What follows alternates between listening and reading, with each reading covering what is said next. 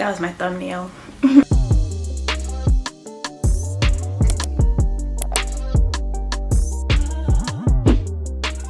What's up guys, it's Jasmine and I completed my first year of grad school.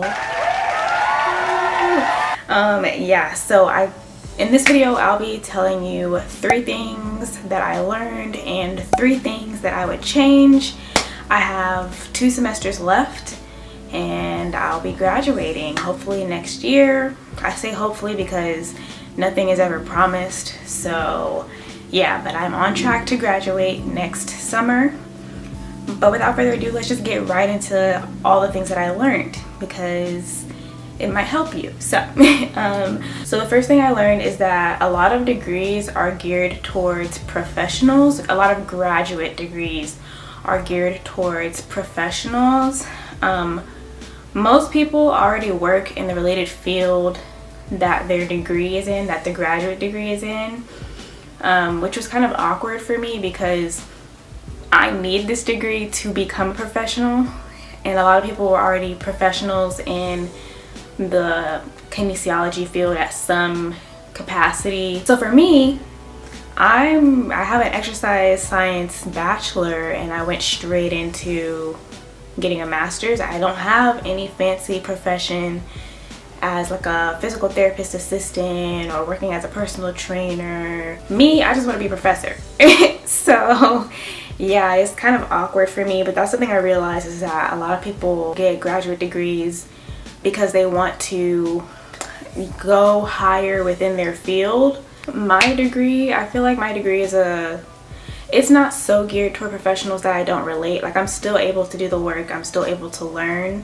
I just noticed that in a lot of the discussions, they want us to apply our own experience, or sometimes the professors will talk to us as if, you know, most of us are in a professional field already, but I'm not. So that was kind of awkward. Number 2, the information that I've been learning in my master's degree helps you to do a job more so than it helps you to just learn information. Yes, we're learning conceptual information, but most of it is to do a specific job. For example, I had a physical therapy class and an athletic training class this semester that just passed, this fall semester. And so a lot of the stuff we were learning was if you are in an athletic training situation or a physical therapy situation, this is what you're going to be doing. It's teaching you how to do a professional job if you were to go in that career field. Which is cool because I get a little mix of everything. If I did decide to go into the sports medicine healthcare field, I would have a little background in how to do different things for each field, pretty much. That being said though, a lot of the information we're learning, it's not like a bachelor's degree where you're just kind of learning conceptual information, foundational information. You're learning things and then you're trying to apply what you're learning. It's not just, okay, this is what this is, moving on to the next topic, this is what this is, and you just memorize it and test over it. It's like, okay, this is what this is, and then in a professional setting, this is how you would apply this information to do a specific job. So that was kind of like what the discussion posts were for. It was just kind of like applying what you're learning to a specific job or situation, which is something I talked about back in the spring in my first, I guess, grad video about master's degrees. So you can go to that video if you want a little bit more detail about that. Number 3 is probably the most important thing that I've learned or come to realize, and it is that learning applied information is harder than learning conceptual information if you're not constantly practicing. I haven't mentioned this in this video yet, but my degree is completely online, which means that we're not hands-on. Like we are literally, like our discussion post is how we're applying our learning material, and sometimes we'll have assignments like a case study or a lab, which is like a paper or video assignment. But I mentioned earlier this year that I really didn't know how to learn but I realized it's because we're taking concepts and applying them. but it's harder to learn how to apply it if you can't physically apply it. Like, I took an athletic training and a physical therapy class, but we were online. So even though I know how to do these things, I'm not practicing it, which makes it harder to really like learn it. You're basically like, I don't know, like that. I feel like that's the downfall of this degree, is that it is in an exercise science kinesiology field, but you don't actually get to practice it. I feel like this degree would be excellent if it was in person, because you can learn something and then go out and actually have to practice it in a lab. And I think this is something I might have touched on over my summer update, is that I wish it was more of like a hands-on experience, but I mean, of course, it's an online degree. So with all of that being said, what would I change? 3 things that I would change. Number 1, get rid of the discussion posts. I feel like this is something that the university requires of the instructors, because all of them have done discussion posts. So I think it's just a university-wide requirement. But I think this is one of the most lazy ways to engage with content. That, and they are kidding themselves if they think that we, the students, are going to go through and read every single person's discussion post. It's not happening.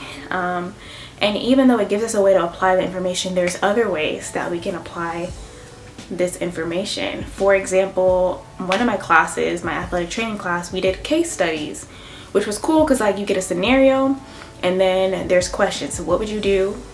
XYZ. If this wasn't available, well, blah, blah, blah. It was cool, and you could use the book to help you figure out how to do that. So that's a good way to do assignments that help you apply the information that you're learning. That's a great applied assignment.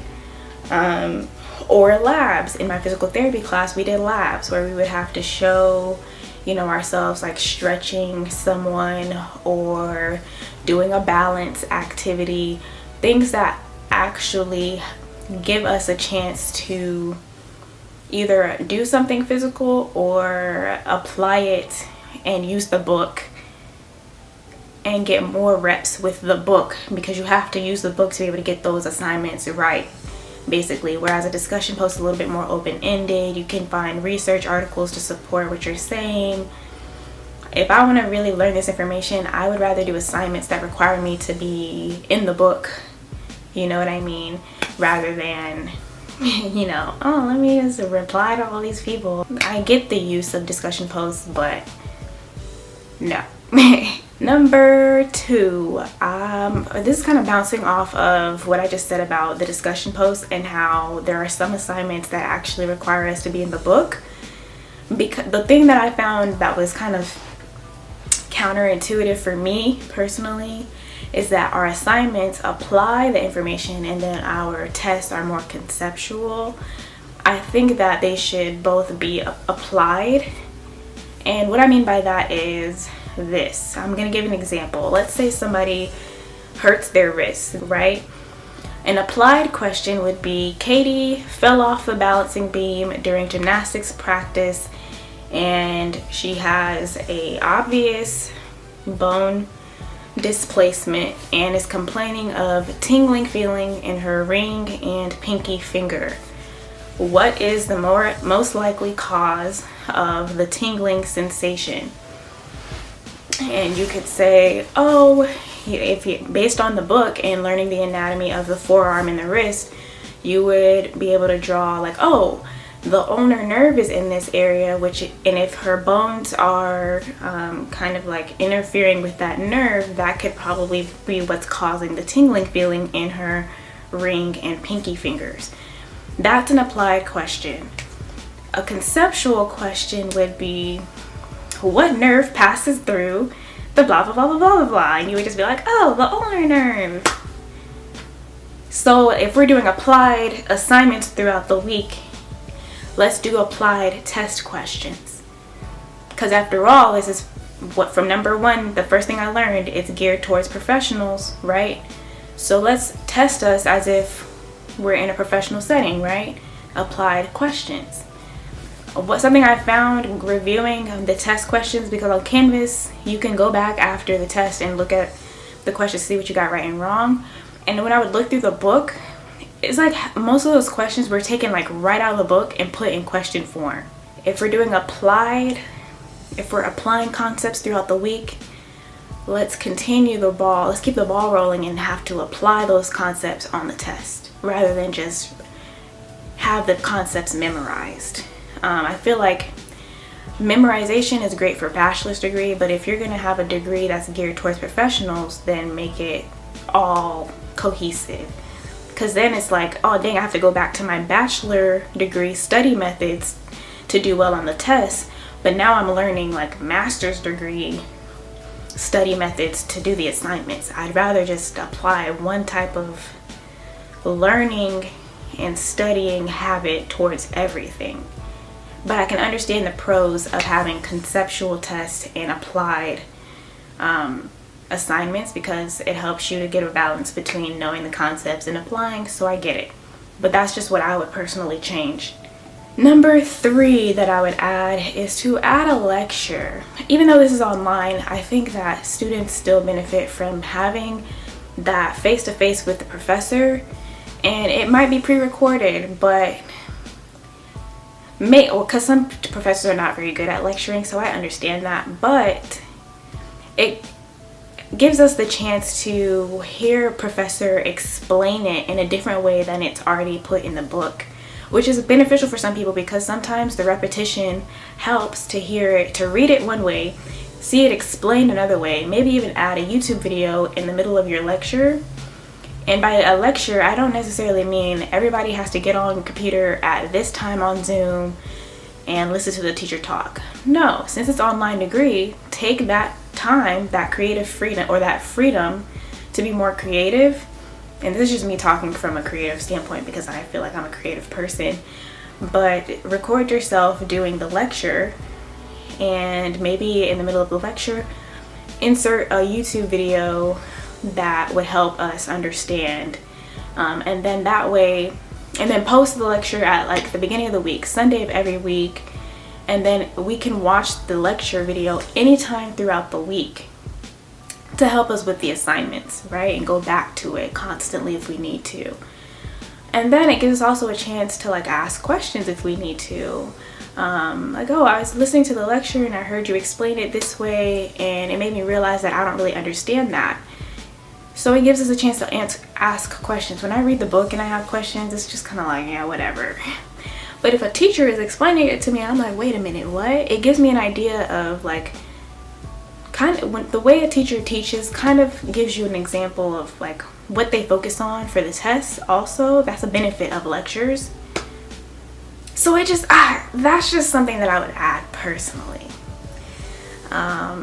So yeah, those are 3 things that I learned and 3 things I would change. Do I feel like this degree is right for me? I probably would have done better in in-person type of class or degree format. I think that even though it might not be a perfect match, I used to think it was a perfect match. The content of the degree is perfect for me because it's a good blend of athletic training and rehabilitation and sports science. I love that. It's just the format of the degree. Does that make sense? So the information in the degree is great. The format of the degree and the classes is what I would change. So the degree itself, yes. The format of the classes, But that's it for my 1-year grad school update. I have a whole playlist if you're new here that you can catch up on.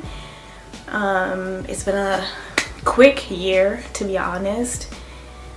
So yeah, stay tuned for more graduate school updates as 2022 rolls around. Visit my channel for other stuff. I am a lifestyle, self-love, and adulting content creator here on YouTube. So feel free to subscribe if you want to stick around. And I hope you guys have a happy and safe holiday, whatever you celebrate. And yeah, I'll see you in my next video.